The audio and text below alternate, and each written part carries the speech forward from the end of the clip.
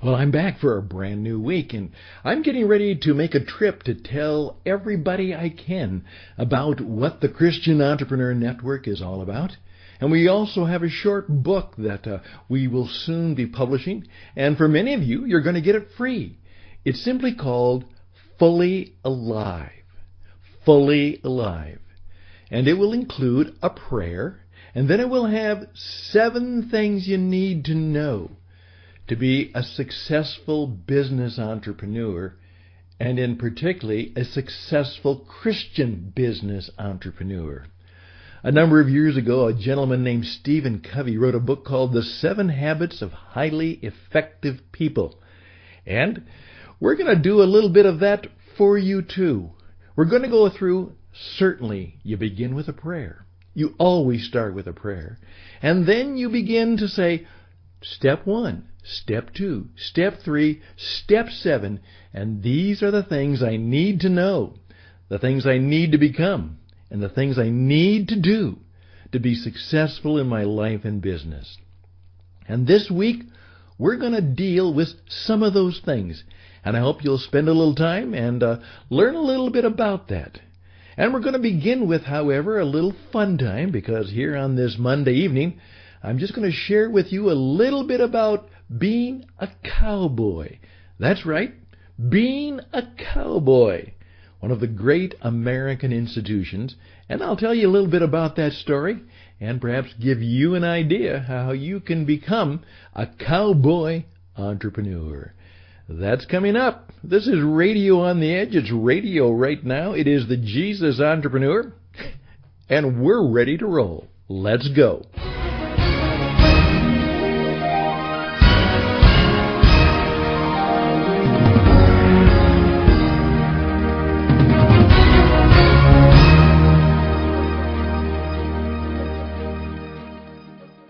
Well, did you have a good weekend? Did you accomplish some of those things you wanted to accomplish?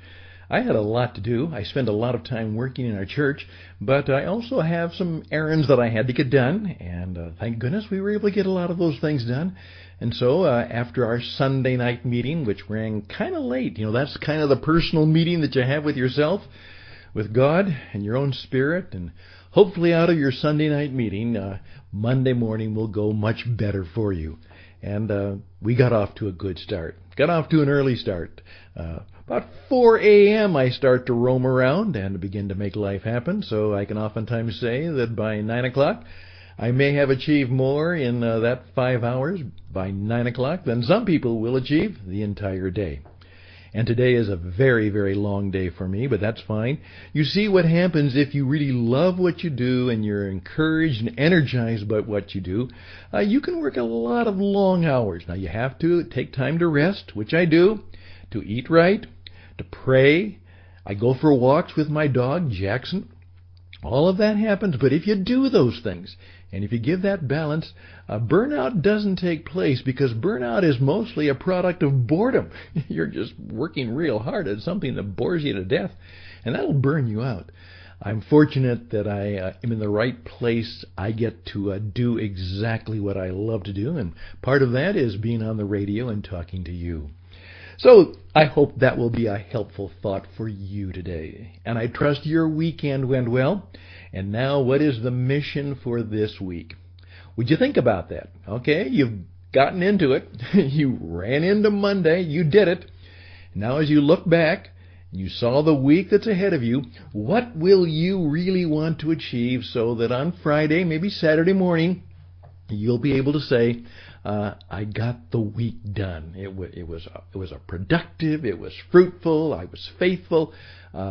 This was a week in which I lived well and achieved well, and perhaps even blessed a few people, and perhaps made a little money, and perhaps did some good. The world's a little better place because I was around for 168 hours. Can you do that? Would you think that way? Well, that's part of the way a successful Christian entrepreneur will think. What I would simply like to ask today is, have you ever thought about the different metaphors that go into the idea of an entrepreneur? Now, I spent part of my Friday in getting ready to help you with the idea and help them One of my favorite places right out here in Arizona is a very historic place. It's called the White Stallion Ranch. And it's what some people would call a dude ranch, a guest ranch. It's a real ranch, with real horses and real cows. And it's just what an old ranch used to be. But what they have done is they've made it into also a resort so that you can actually come and spend time there. And this has been a phenomenon throughout the United States for many years. People go out to the old cowboy country of the western part of the United States and find a place that is a ranch. And there they can kind of live the life of the 19th century cowboy in American legend and history. And of course, many of you all around the world have seen many of the old cowboy movies that have made their place and made their fame around the world. It's still a very romantic image. Obviously, like a lot of those images, there's a perhaps more storytelling and legend to it than real history to it, but it's always a wonderful experience. I went out and talked to my friend Russell, and one of the things is that Russell literally came to the ranch as a small child when his father and mother decided that they would get out of one business in the oil industry and become entrepreneurs and start their own business. And they bought a ranch.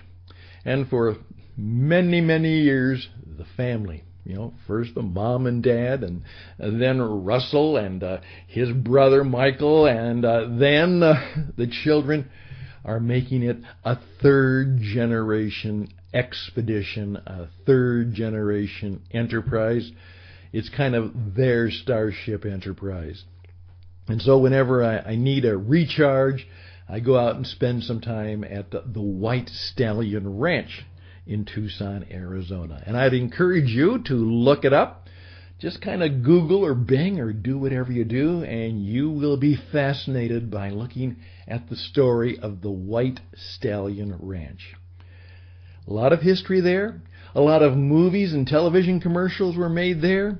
Lots of stories. In fact, one of the things we're going to help my friend Russell do is write a book and perhaps do some videos about all of the stories that have come out of the experiences of people who've come to the ranch.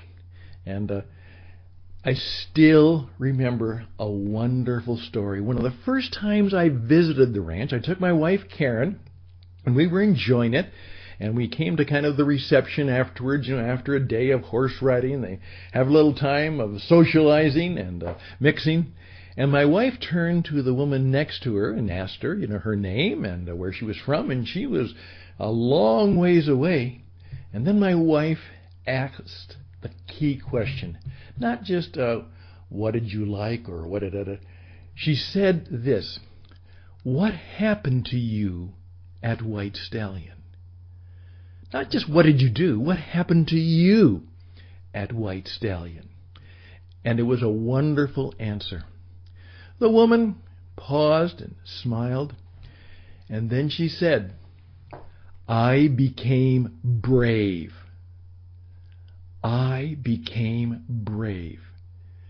And obviously it was a simple thing, but going to the ranch had a little bit of fear. I mean, isn't it interesting? Our pastor had a wonderful line about changing things. He said this. He said, there's an old story that says, well, my grandfather rode a horse, and he was afraid to get on a train. Well, my father rode a train, and he was afraid to get on a plane. And then he said, and now I'm not afraid of a plane. I get on a plane all the time, but I'm kind of afraid to get on a horse. We're back where we started. So the idea that things change, and that happens. And this woman said something that I found significant. Isn't it nice to have experiences, new experiences, where you learn something about yourself, and whereas she said, it was great. When I went to White Stallion Ranch, I became brave. What has happened to you lately? What are some of the things that you've done that have helped you become something more than what you thought you could be, more than what you thought you were? You know, maybe that's why all of us need a bit of a White Stallion type ranch experience. Well, we might make that happen. So, there we are. We're done with half the program. We've got just a few more minutes to go because we cut it short on Monday because you're busy.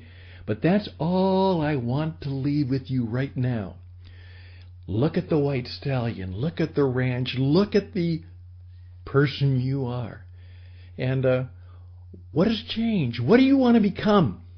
What do you want to actually have happen to you as a Christian, as an entrepreneur, maybe as a cowboy? Would you like to become brave? Well, let's talk briefly about that. Coming up, I'm Stan Houston. I'd love to help you. We do all kinds of personal coaching and business coaching. Please reach out to me at radioedge77@gmail.com. radioedge77@gmail.com.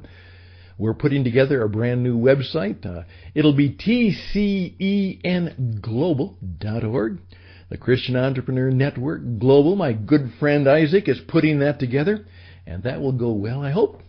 Again, we press on. Hope is all that we have sometimes, but we've got more than hope. We've got some real good skills behind it. But we'd love to talk to you. We'd love to have you on the program. Russell's going to join me on the program sometime. We'd love to give you access to telling your story around the world. Again, I'm Stan Houston, and this is Radio on the Edge, Radio Right Now, the Jesus Entrepreneur. We'll be right back.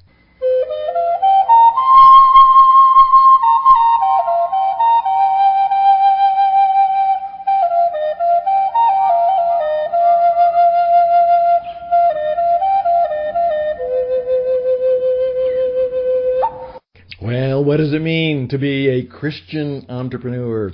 Well, we're going to find out more about that this week, and actually it'll begin with our prayer, which we'll teach that to you tomorrow, and with a story about a very famous, worldwide known musician, and it will surprise you. His name is Bob Dylan. Bob Dylan. And what in the world could Bob Dylan have to do with being a Christian entrepreneur? Well, you'll find that out. In fact, it's so important. It's kind of like on Star Trek where they had the Prime Directive. In fact, Bob Dylan will help share the Prime Directive for all of us who are seeking to be Christian entrepreneurs. But one of the things that Russell and I have talked about is how going into a cowboy ranch experience could help you become an entrepreneur. Because that's what the cowboys were. They didn't have any job security. They had to go where the job was, and the job was on the move.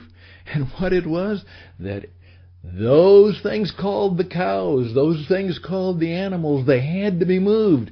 Those animals had to be taken care of, and the only way you could get around was on a horse. And so these men, and sometimes a few women, but all of them came together, and they raised their hand and said, we can help you move the animals. We can help you take care of them. We can get it to the market. We can do something that'll make what you've done with your animals and with your crops and with your land, we can make it worthwhile.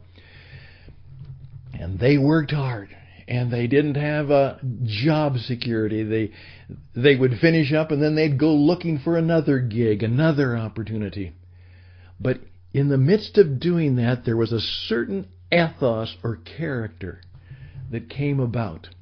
And we're going to encourage you, and we're going to have some fun, because many of you have legends and stories and ideas about the noble cowboy. We think of Roy Rogers. We think of Hopalong Cassidy. We think of the Lone Ranger. These heroes of the Old West. These heroes who were cowboys and who made it happen. In America, we think of the actor John Wayne as the brave, preeminent cowboy entrepreneur movie actor. Here's what I'd like you to think about. What is it about what you've heard and what you've seen in the movies and what you've read about the cowboy, about the man, the young man, oftentimes a young boy, they called him a boy, that went out and made life happen. Were there things about how they lived and how they worked and how they achieved? When they tipped their hat to the ladies, did that say something? When they rode for the brand and were loyal to the taking care of the animals, risking their life to take care of the animals, was there something about being a cowboy that you and I could take forward and actually take it out of its 19th century cowboy heritage, its day of the horse, and learn something that we can put into truly a space age, jet plane age? What do you think it might be? I'd love to hear from you. What can the cowboy legend, what can the cowboy idea that Russell and I celebrate every time we go to the ranch, what could it be that we could learn about being men and women of character, about being people who take risks and take care of others, who take care of business, who do the things that not only make us better human beings, but make us better in the work we do and help us to serve others and grow? As the woman said, I became brave. She overcame her fear. She became brave. I'm hoping that one of the things we do when we do it here and do it right, that we're going to help you become brave. I'm Stan Houston. This is Radio on the Edge. This is the Jesus Entrepreneur. We'll be right back.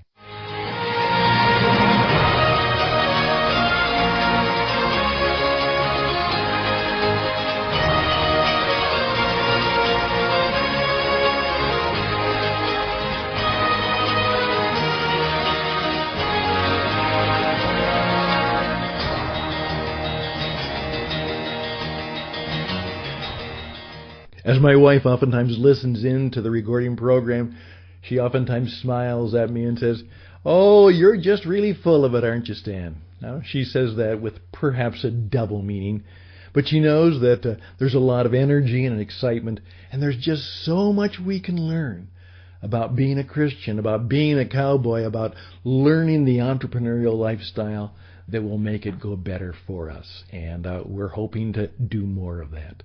Please be in touch with me. Please keep listening. Please recommend this program to others.